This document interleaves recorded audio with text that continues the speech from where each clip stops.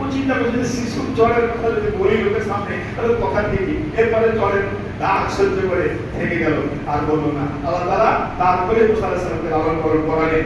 যখন নবুয়ত দিলেন, তাকে দিনের দিকে দাওয়াত দেওয়া হলো। ফেরাউন বলে, কি তুমি আমাকে দাওয়াত দিতে আসছো?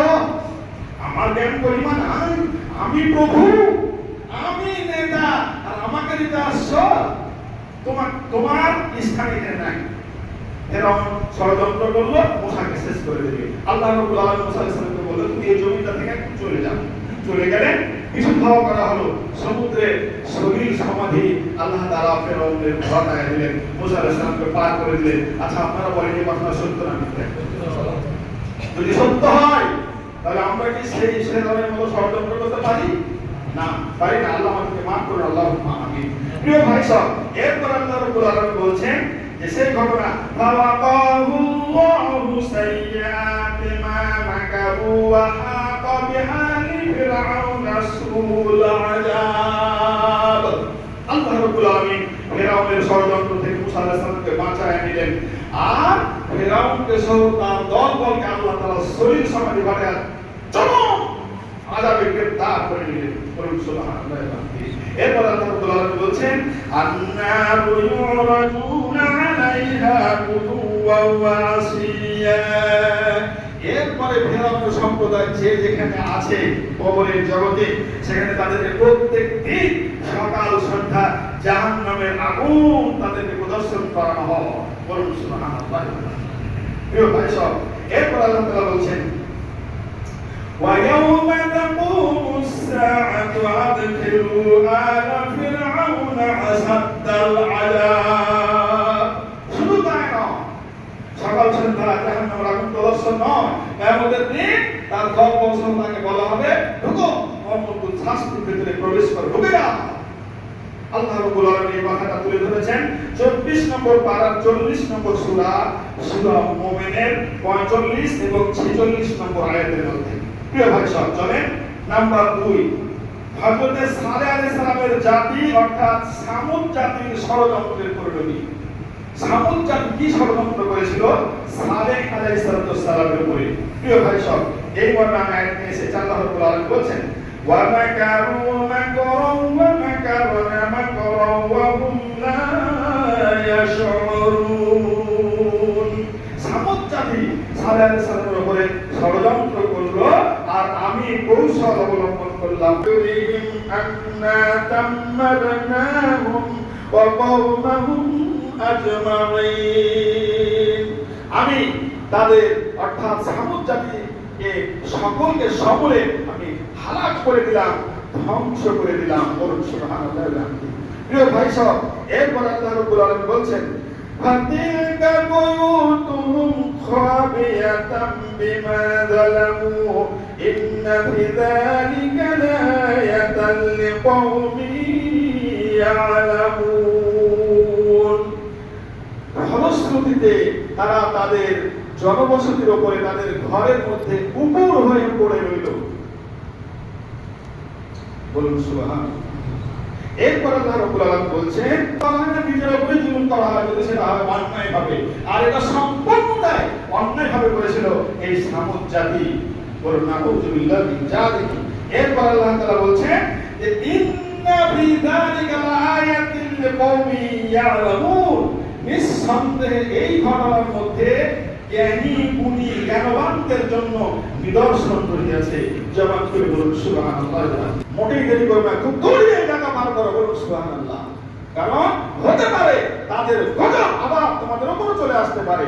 এজন্য ষড়যন্ত্র করা তো দূরের কথা, ষড়যন্ত্রকারীদের যে ধ্বংসাবশেষ, এই ধ্বংসাবশেষে আরামের সাথে পথ চলাও যাবে না। তাহলে ষড়যন্ত্র, কোন ষড়যন্ত্র, অন্য ষড়যন্ত্র থেকে কত দূরে থাকতে হবে এ কথা বলাই বাহুল্য। প্রিয় ভাই সব, চলেন এরপর আল্লাহ রাব্বুল আলামিন বলছেন, ইন্না ফি যালিকা লাআয়াতান লিকওমিন ইয়ালামুন। নিঃসন্দেহে জ্ঞানবানদের জন্য এই ঘটনার মধ্যে শিক্ষণীয় দিক রহিয়াছে, যেটা জেনে বুঝে শিক্ষা অর্জন করে আমাদেরকে অবশ্যই বেরিয়ে আসতে হবে এখান থেকে। আল্লাহ এবার আমাদের সবাইকে কবুল করুন, বলুন আল্লাহুম্মা আমিন। নাম্বার 3, কুরাইশদের ষড়যন্ত্র। কুরাইশরা কি ষড়যন্ত্র করেছিল, অর্থাৎ রাসূল সাল্লাল্লাহু আলাইহি ওয়াসাল্লাম নবুয়ত প্রাপ্তির পর শরীয়ত একেবারে যে কুরাইশরা কি ষড়যন্ত্র করেছিল। তা আমি এতক্ষণ পর্যন্ত যে আয়াত বললাম সামুদ জাতির ষড়যন্ত্রের ব্যাপারে, এটা হচ্ছে 19 নম্বর পারা 27 নম্বর সূরা, সূরা নামালের 50, 51 এবং 52 নম্বর আয়াত বললাম। যারা একটু গোল করে নিয়ে গিয়ে বাড়ি গিয়ে খুলে খুলে দেখবেন যে হুজুর এগুলা কোরআন থেকে বলে নাকি বানিয়ে বানিয়ে বাবার দাদা 14 গোষ্ঠীর কথা বলে। আল্লাহ আমাদের সবাইকে মাফ করুন, আল্লাহুম্মা আমিন। 3 নম্বর পয়েন্ট যেটা নিয়ে এসেছি, কুরাইশদের ষড়যন্ত্র। আল্লাহ রাব্বুল আলামিন বলছেন, وَإِذْ يَمْكُرُ بِكَ الَّذِينَ كَفَرُوا لِيُثْبِتُوكَ أَوْ يَقْتُلُوكَ أَوْ يُخْرِجُوكَ وَيَمْكُرُونَ وَيَمْكُرُ اللَّهُ وَاللَّهُ خَيْرُ الْمَاكِرِينَ।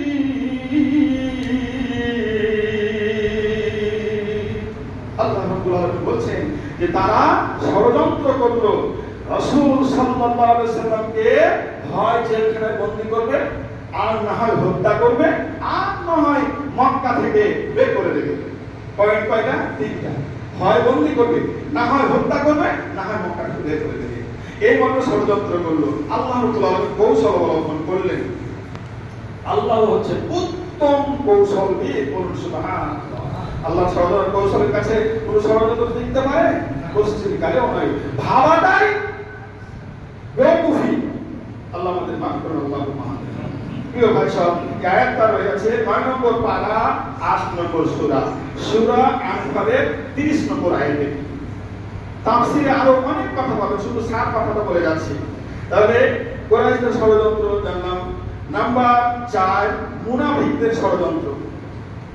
একটু জানেন মুনাফিকদের ষড়যন্ত্র কিভাবে মুনাফিকরা করে থাকে আমরা জেনে আছি। আল্লাহ রাব্বুল আলামিন বলছেন, ইন্নাহুম ইয়াকিদুনা কাইদান ওয়া আকিদু কাইদা ফামাহিরিল কাফিরিন ফামাহিরিল কাফিরিন আমহিরহুম রুয়াইদা। সুতরাং তাদেরকে কিছুকালের জন্য অবকাশ দাও। রাসূল সাল্লাল্লাহু আলাইহি ওয়াসাল্লামের জন্য সাথে সাথে অপরাধকারীকে শাস্তি দেন নাই, তিনি অপেক্ষা করেছেন ওহী আসা। ওহী এসেছে, আল্লাহ রাব্বুল আলামিন শাস্তি মোট দিয়েছেন, তারপরে শাস্তি দিয়েছেন। জবান করে বলি সুবহানাল্লাহ। আল্লাহ রাব্বুল আলামিন বললেন এই কিছুকালের জন্য অবকাশ দাও। কত আল্লাহর দয়া মেহেরবানি। আল্লাহ তো পারেন, আল্লাহ পারেন না? যেমন মাত্র আল্লাহর বিরুদ্ধে চিন্তা ভাবনা করবে, সেই মাত্র আল্লাহ মুখের ঘরে চেষ্টা করে দুনিয়া থেকে বিদায় করে দিতে পারেন না? আরে কিন্তু দেন না কেন? যে আমি ষড়যন্ত্র করতে পারি, কিন্তু আমার প্রতি আল্লাহর দয়া কত বেশি। আল্লাহ দেখতে চান যে এই বুঝে আমার বান্দা তার মেমোরিতে আমাকে স্মরণ করে ফিরে আসবে। যখন আমার কালামটা তেলাওয়াত করবে, আমার কালামের কথা শুনবে, আমার রাসূলের জীবনের কথা শুনবে, তখন বলতে পারবে বান্দা খুলে বলি সুবহানাল্লাহ সুবহানাল্লাহ। প্রিয় ভাই সব, তাহলে মুনাফিকদের ষড়যন্ত্রের ব্যাপারে এই আয়াতটি তেলাওয়াত করলাম। এটা হচ্ছে 30 নম্বর পারা 86 নম্বর সূরা, সূরা তারিকের 15 থেকে 17 নম্বর আয়াত।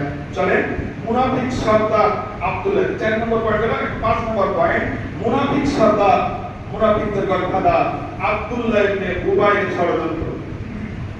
আল্লাহ রাব্বুল আলামিন বলেন, হুমুল্লাযীনা ইয়াকুলুনা লা তুনফিকু আলা মান ইনদা রাসূলিল্লাহি হাত্তা ইয়ানফাদু।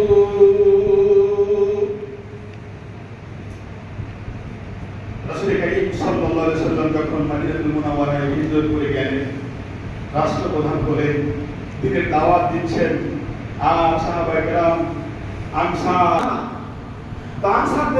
আনসারদের কাছে দান তলব করতেন, কালেকশন করতেন।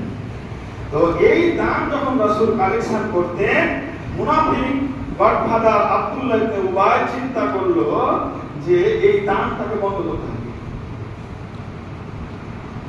সুতরাং তোমরা এই রাসূলের সহচরদেরকে দান করিও না। রাসূলের সহচর যারা যেখানে অভাবগ্রস্ত অসহায় মানুষেরা ইসলাম গ্রহণ করে সেখানে যায়, রাসূলের দরবারে রাসূল সাল্লাল্লাহু আলাইহি ওয়াসাল্লাম তখন সম্পদধারীদের কাছ থেকে সম্পদ দান কালেকশন করে তাদের আহারের বন্দোবস্ত করতেন। বলুন সুবহানাল্লাহ। যখন যেটা প্রয়োজন সেটা পূরণের জন্য বন্দোবস্ত করতেন। কত বড় ধুরন্ধুর, কত বড় বেওকুফ রাসূলের পিছনে সালাত আদায় করেছে আর এক ধরনের ষড়যন্ত্র করেছে। জবানটা খুলে বলুন নাউযুবিল্লাহ। আল্লাহ রাব্বুল আলামিন বলছেন ও ষড়যন্ত্র করে গেলে তোমরা দান করিও না, তাহলে এমনিতেই তারা রাসূলের কাছ থেকে সরে যাবে। আর রাসূলের কাছ থেকে যখন সরে যাবে, রাসূল যখন একাই পড়ে যাবে, তখন রাসূল বিপদে পড়ে যাবে, তখন আর মিশন চালু করতে পারবে না, আমরাই শ্রেষ্ঠ হয়ে যাব। এই চিন্তা ভাবনা কার? মুনাফিকের গডফাদার আব্দুল্লাহ ইবনে উবাই। এরপর আল্লাহ রাব্বুল আলামিন বলছেন খাযাইনুস সামাওয়াতি ওয়াল আরদি ওয়ালাকিন্নাল মুনাফিকিনা লা ইয়াফকাহুন। আল্লাহ রাব্বুল আলামিন বলছেন যে আকাশ এবং জমিনে রিজিকের দায়িত্বভার, এর দায়িত্ব, রিজিকের দায়িত্ব একমাত্র কেবলমাত্র শুধুমাত্র আল্লাহ রাব্বুল আলামিনের হাতে রয়েছে। বলুন সুবহানাল্লাহ। আল্লাহ কাকে কোথায় কিভাবে কোথা থেকে রিজিক প্রদান করবে আল্লাহ রাব্বুল আলামিন ভালো জানেন। ও মিস্টার আব্দুল্লাহ ইবনে উবাই, তুমি যে চিন্তা করেছো সর্বধিক তোমার চিন্তা ভাবনাকে তুমি মনে করেছো দান করে করে ওই অসহায় সাহাবীদের যে বিপদের সহায় হচ্ছে এই দান, সেই দানকে বন্ধ করে তাদেরকে নেস্তেনাবুদ করতে চাও। এ উবাই, আব্দুল্লাহ ইবনে উবাই, তুমি জানো না তোমার বাবার ঘর থেকে তোমার খাবার আছে? তুমি তোমার বাবার জমিনের উপরে চলো, তোমার বাবার অক্সিজেন তুমি গ্রহণ করো। হ্যাঁ, তোমার একটা চিন্তা হওয়া উচিত ছিল। হে আব্দুল্লাহ ইবনে উবাই, তুমি বলো কি জেনাও রিজিকের দায়িত্ব আকাশ এবং জমিনে যত প্রাণীগুলো আছে সকলের দায়িত্ব আল্লাহর হাতে, তোমার হাতে ছেড়ে দেওয়া হয় না। তুমি এই চিন্তা করছো? জবাব করে সবাই বলি নাউযুবিল্লাহ। তুমি জানো প্রিয় ভাই সব, এরপর আল্লাহ রাব্বুল আলামিন বলছেন ওয়ালাকিন্নাল মুনাফিকিনা লা ইয়াফকাহুন। আরো কি বলবো? يقولون لئن رجعنا إلى المدينة ليخرجن الأعز منها الأذل ولله العزة ولرسوله وللمؤمنين ولكن المنافقين لا يعلمون। প্রিয় ভাই সব, সহিহ বুখারীর মধ্যে হাদিস এসেছে এই ঘটনাকে কেন্দ্র করে বনি মুস্তালিকের যুদ্ধ থেকে ফেরার সময় মদিনা এক করে ফিরে আসছে। ওই সময় দুইজন সাহাবীর মধ্যে কোন একটা বিষয় নিয়ে ঝগড়া বাঁধে। এই ঝগড়াকে কেন্দ্র করে আব্দুল্লাহ ইবনে উবাই মুসলমানদের মধ্যে বিভেদ সৃষ্টি করার, একটা বিশৃঙ্খলা সৃষ্টি করার চিন্তা করলো। একে অপরকে খুন দিতে আরম্ভ করলো। জানো এই কাজ করেছে, এর পাশে যাও না, এর কাছে যাও না, বিশৃঙ্খলা আরম্ভ করতে লাগলো। আর বললো যে মদিনায় ফিরে গেলে অতি সম্মানিত ব্যক্তি অপমানিত ব্যক্তিকে মদিনা থেকে বের করে দেওয়া হবে। তার মানে আব্দুল্লাহ ইবনে উবাই নিজেকে খুব সম্মানিত মনে করলো আর রাসূল সাল্লাল্লাহু আলাইহি সাল্লামকে অপমানিত মনে করলো। নাউযুবিল্লাহ। বলে আরেকটা তাফসীরে অর্থ করেছেন যে শক্তিশালী লোক দুর্বল লোককে মদিনা থেকে বের করে দেবে। তো আব্দুল্লাহ ইবনে উবাই সে নিজেকে শক্তিশালী মনে করলো আর রাসূল সাল্লাল্লাহু আলাইহি ওয়াসাল্লামকে দুর্বল মনে করলো, মদিনা থেকে বের করে দেবে, এই চিন্তা ভাবনা করলো। আর এটা হযরত যায়েদ ইবনে আরকাম রাদিয়াল্লাহু আনহু একে বলছেন যে আব্দুল্লাহ ইবনে উবাই, তুমি কি এই কথা বলেছো? আল্লাহর কসম ইয়া রাসূলুল্লাহ, আমি বলিনি। আল্লাহর কসম। নাউযুবিল্লাহ। তো এই মুনাফিকদের ষড়যন্ত্রের কথাই কথাই আল্লাহর কসম খায়। নাউযুবিল্লাহ। আর আরেকটা কথা কি পরিষ্কার হওয়া দরকার, কসম খেলে আল্লাহর খেতে হবে, অন্য কিছুর কসম খাওয়া যাবে না। এটা ভালো কাজ করেছে, আল্লাহরই কসম করেছে, এটা ভালো কাজ। আপনারা কোনো কাজে কথাতে কসম খেতে হলে আল্লাহর কসম খাওয়া, ডান্নার কিরা, ডান্নার কসম, মা বাবার কসম, ঘরের কসম, ছাদের কসম, ঘরের তলে বলছি, গাছের তলে বলছি, মাটির উপরে বলছি, মাটির উপরে বলছি, এই বৃত্তাকার অনেক কথা আমাদের সমাজে শোনা যায়। যা বলা হয় সবগুলো শিরকের মধ্যে পর্যবেসিত। একটা কথা বলা যায় না, কেবলমাত্র নিজেকে সত্যায়ন করতে হলে আল্লাহর কসম খাওয়া ব্যতিক্রম ব্যত্যয় কোনো কথা হতে পারে না। তো আল্লাহর কসম রাসূলুল্লাহ বলিনি। এরপরে যায়েদ বিন আরকাম রাদিয়াল্লাহু তাআলা আনহুকে তখন অন্যান্য সাহাবায়ে কেরামরা মানে একটু দুর্বল ভাবতে লাগলো, একটু নাকশিবকারী বা চাহনিটা অন্যরকম হয়ে গেল। একটা ভালো কথা বলতে গিয়ে অপমানিত যখন হয়ে যায়, অপমানিত সুলভ সুলভ কথা আছে, তখন চেহারাটা একটু বিমর্ষ হয়ে যায়। তাহলে তো চাই না আর কেউ মর্যাদা তার চেহারাটা একটু বিমর্ষ হয়ে যায়। আল্লাহ রাব্বুল আলামিন জিবরিল আমিনকে এই আয়াতটা দিয়ে পাঠিয়ে দিলেন। বলুন সুবহানাল্লাহ। কি ইয়াকুলুনা লা ইরজা'না ইলাল মাদিনাতি লা ইখরিজান্নাল আ'আযযু মিনহাল আযাল। ওদের ফিরে গেলে সম্মানিত লোক দুর্বলকে বের করে দেবে, অপমানিতকে বের করে দেবে। দেব ওয়ালিল্লাহিল ইজ্জাতু ওয়া লিরাসূলিহি, জেনে নাও ইজ্জত বলা হচ্ছে আল্লাহ রাসূল। বলুন সুবহানাল্লাহ। সম্মানিত ব্যক্তি হচ্ছেন আল্লাহ রাসূল। তাহলে ওয়ালিল্লাহিল ইজ্জাতু ওয়া লিরাসূলিহি, সম্মান আল্লাহর হাতে, ওয়া লিরাসূলিহি আর সম্মানিত হচ্ছেন আল্লাহ রাসূল, ওয়ালিল মুমিনিনা এবং মুমিনরা হচ্ছেন সম্মানিত। বলুন সুবহানাল্লাহ। তাহলে পরিষ্কার হলো মুনাফিকরা কখনো সম্মানিত হতে পারে না। তার যতই সম্পদ থাক, তার যতই সম্মান সমাজে থাক, তার যতই নাম সুনাম থাক না কেন, সম্মান দেওয়ার মালিক কেবলমাত্র একমাত্র শুধুমাত্র কে? আল্লাহ রাব্বুল আলামিন। তিনি ধনীকেও দিতে পারেন, গরিবকেও দিতে পারেন, কিন্তু ধনী লোক যদি বলে যে আমার সম্পদ আছে, আমার সুনাম আছে, আর সম্মান আমার হবে না, তো গরিবের হবে নাকি? এরকম কথা বলতে পারে না। সম্মানিত হাজিরিন, আল্লাহ রাব্বুল আলামিন তাই বললেন যে সম্মান ইজ্জত শক্তিশালী হচ্ছেন কে? আল্লাহ, আল্লাহ রাসূল এবং মুমিনগণ। তোমার মতন এই মুনাফিকের গডফাদার আব্দুল্লাহ ইবনে উবাই, হে আব্দুল্লাহ ইবনে উবাই, তুমি সম্মানিত নও, তুমি শক্তিশালী নও, দুর্বল। আল্লাহ তাআলা আয়াত নাযিল করে জানিয়ে দিলেন ওয়ালাকিন্নাল মুনাফিকিনা লা ইয়ালামুন। কিন্তু আসল কথা হচ্ছে মুনাফিকরা এটা জানে না, মুনাফিকরা এটা জানে না। নাউযুবিল্লাহ মিন যালিক। প্রিয় ভাই সব, আল্লাহ রাব্বুল আলামিন আমাদেরকে সঠিক সমঝ, সঠিক বুঝ দান করুন। কূট ষড়যন্ত্র থেকে, অন্যায় ষড়যন্ত্র থেকে আমাদেরকে বের হয়ে আসার তৌফিক দান করুন। এই কথা বলে আল্লাহুম্মা আমিন। তো এতক্ষণ পর্যন্ত যে আলোচনা করা হলো তার সার সংক্ষেপ উপসংহার হচ্ছে যে আমরা আলোচনা থেকে শিক্ষা গ্রহণ করব। নাম্বার 1, মন্দ ষড়যন্ত্র শেষ পর্যন্ত ষড়যন্ত্রকারীকেই গ্রেফতার করবে। মন্দ ষড়যন্ত্র শেষ পর্যন্ত ষড়যন্ত্রকারীকেই গ্রেফতার করবে। এই মর্মে আল্লাহ তাআলা সূরা ফাতিরের 43 নম্বর আয়াতে কথা বলেছেন। নাম্বার 2, আল্লাহর পরিকল্পনার সামনে মানুষের অন্যায় ষড়যন্ত্র ব্যর্থ হয়। সূরা আলে ইমরান 54 নম্বর আয়াতের মধ্যে আল্লাহ তাআলা বলেছেন, সূরা আনফাল 30 নম্বর আয়াতের মধ্যে আল্লাহ রাব্বুল আলামিন বলেছেন। নাম্বার 3, বিশ্বাসঘাতক ও প্রতারকদের ষড়যন্ত্র আল্লাহ সফল হতে দেন না। মর্মে আল্লাহ রাব্বুল আলামিন সূরা ইউসুফের 52 নম্বর আয়াতের মধ্যে বলেছেন। সূরা ইউসুফ, আল্লাহু আকবার, সবচেয়ে সুন্দর ঘটনা আল্লাহ তাআলা সূরা ইউসুফে বর্ণনা করেছেন। আহসানুল কসাস বলা হয়েছে।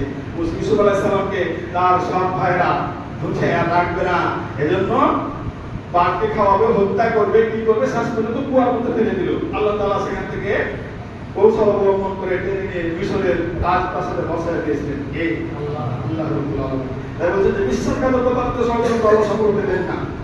নাম্বার 4, প্রতারণা ও জুলুম কঠিন গুনাহ, এর শাস্তি দুনিয়া ও আখিরাতে উভয় জায়গাতেই হবে। সুতরাং এর থেকে আমাদেরকে বের হয়ে আসতে হবে। আল্লাহ তুমি আমাদেরকে এই ষড়যন্ত্র থেকে বের হয়ে আসার তৌফিক দান করো। এই কথা বলি আল্লাহুম্মা আমিন। আমি আর একটু কথা বলি, সেটা হলো আরেকটু কথা বলি, সেটা হচ্ছে এই যে হযরতে সালেহ আলাইহিস সালাম যখন এইভাবে করে কোরআনের দাওয়াত, তাওহীদের দাওয়াত দিচ্ছিলেন, যখন জাতির লোকেরা ফিরে গেল, যখন জাতির লোকেরা গ্রহণ করলো না, তখন তিনি আবেগ ভরা কণ্ঠে যে কথাগুলি বলেছিলেন, সেই কথাগুলি আল্লাহ রাব্বুল আলামিন সূরা আরাফের ৭৯ নম্বর আয়াতের মধ্যে বলে দিলেন। কে বললেন? সালেহ আলাইহিস সালাম তার জাতির লোকের কাছে বললেন, ইয়া কওমি লাকাদ আবলাগতুকুম রিসালাতা রাব্বি ওয়া নাসাহতু লাকুম ওয়ালাকিন লা তুহিব্বুনান নাসিহিন। হে আমার জাতির লোকেরা, আমি আমার রবের রিসালাতের বাণী তোমাদের কাছে পৌঁছায় দিলাম মহব্বতের সাথে, ভালোবাসার সাথে। আমি চাই তোমাদেরকে জান্নাতে থাকতে, তোমাদেরকে জাহান্নামে আমি যেতে দিতে চাই না। তোমাদেরকে আমি ভালোবাসার জন্য আমি আল্লাহর বাণী তোমাদের কাছে পৌঁছায় দিলাম, ওয়ানাসাহতু এবং উপদেশ করলাম, ওয়ালাকিন লা তুহিব্বুনান নাসিহিন। কিন্তু তোমরা এই নসিহতকে আসলে ভালোবাসো না, ভালোবাসবে না, যার কারণে 3 টাইম দিয়ে সালেহ আলাইহিস সালামকে আল্লাহ তাআলা বলেন তাদেরকে 3 টাইম দাও। 3 দিন বলো যে তোমরা 3 দিন যা খাইবা খেয়ে নাও, যা করবে করে নাও, তারপরে তোমাদের কাছে আসছে কি আসছে? বিকট আওয়াজ। আল্লাহ রাব্বুল আলামিন বিকট আওয়াজের মাধ্যমে আল্লাহ তাআলা তাদেরকে একবারে ঘরের মধ্যে উপুর করে মুখের ঘরে ফেলে রাখলেন। শরীর সমাধি করে রাখলেন, ঘরের মধ্যে তারা পড়ে রইল। বলুন সুবহানাল্লাহি ওয়া বিহামদিহি। প্রিয় ভাই সব, তাই ধারাবাহিকতায় সালেহ আলাইহিস সালামের মতো করে আমিও আপনাদের উদাত্ত আহ্বান জানাতে চাই। আল্লাহ তাআলার তাওহীদের বাণী, কোরআনের বাণী আপনাদের কাছে খুলে খুলে বলে দিচ্ছি, পৌঁছায় দিচ্ছি। একটু নিজের কল্যাণ সাধন করার জন্য, পরিবারের কল্যাণ সাধন করার জন্য, সমাজের কল্যাণ সাধন করার জন্য, গ্রামের কল্যাণ সাধন করার জন্য কথাগুলো গ্রহণ করে নিন।